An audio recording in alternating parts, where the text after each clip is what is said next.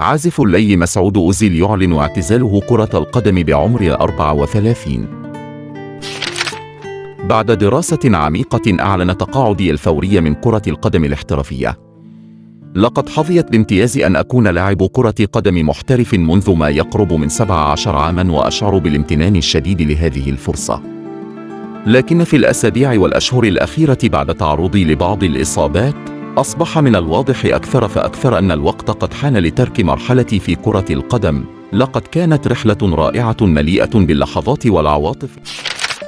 أود أن أشكر أنديتي شالك، فيردر بريم، ريال مدريد، أرسنال، فيربخشت وبشاك شهير والمدربين الذين دعموني، بالإضافة إلى زملائي الذين أصبحوا أصدقاء. يجب أن أتوجه بشكر خاص إلى أفراد عائلتي وأصدقائي المقربين. لقد كانوا جزءاً من رحلتي منذ اليوم الأول. قدموا لي الكثير من الحب والدعم خلال الأوقات الجيدة والسيئة.